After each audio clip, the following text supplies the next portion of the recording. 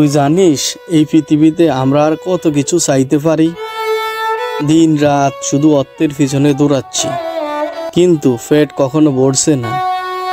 মনে হয় যেন যত বেশি পাই ততই কিছু না কিছু অভাব অনুভব হয়। হ্যাঁ জানি, মানুষ কখনো সন্তুষ্ট হতে জানে না। একটা বাড়ি কিনে ভাবে এবার শান্তি পাবে, কিন্তু পরক্ষণে মনে হয় আরো বড় বাড়ি দরকার। একে একে জীবনে সব কিছুতেই অদম্য চাহিদার শেষ নেই একদম। আর এখন তো সমাজটাই যেন এইসব চাহিদা বাড়ানোর প্রতিযোগিতা হয়ে দাঁড়িয়েছে। কে কি পোশাক পরলো, কোন গাড়িতে চললো, ওই নতুন ফোন কিনলো, এসবের ওপর সমাজের মূল্যায়ন, অথচ মানুষের হৃদয়ে শান্তি কোথাও নেই। হ্যাঁ, আর একদিকে আমরা দেখি পৃথিবীটাও পাল্টে যাচ্ছে। আগে পানি যেমন প্রকৃতির নিয়মে চলতো, তেমনি মানুষের জীবনেরও কোনো সহজ নিয়ম ছিল। তুমি ঠিক বলেছ, আজকাল মানুষের জীবন যেন এক দৌড়ের রেস। টাকা, খ্যাতি, শক্তি এসবের জন্য প্রতিনিয়ত লড়াই। কিন্তু আসল শান্তি কোথায় আমরা জানি না। কতটুকু পেলেই আমাদের পেট ভর্তি হবে বা মন শান্ত হবে।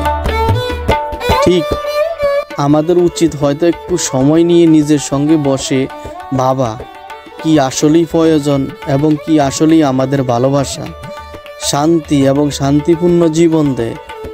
আমাদের মন শান্ত হতে পারে, কিন্তু এই দুনিয়া কি কখনো শান্তি দিতে পারে? না, আমি মনে করি না।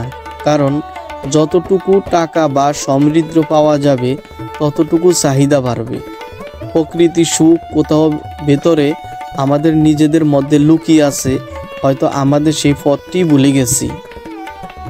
আজকাল পৃথিবী যতই বদলাক, আমাদের ভুলে যাওয়ার চেষ্টা যেন শেষ হয় না। যতটুকু প্রাপ্য তার চেয়ে বেশি কিছু চাওয়ার বাসনা, কিন্তু কোথাও গিয়ে মনে হয় কিছুটা তৃপ্তি, কিছুটা শান্তি আমাদের হাতের কাছেই ছিল। আমরা তা খুঁজতে গিয়ে অনেক দূরে চলে গেছি।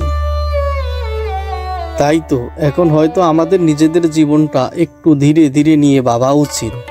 শান্তি আসবে যখন আমরা বুঝতে পারবো যা রয়েছে সেটা থেকে খুশি হতে হবে। হ্যাঁ, সম্ভবত প্রকৃতি শান্তি তখনই আসবে।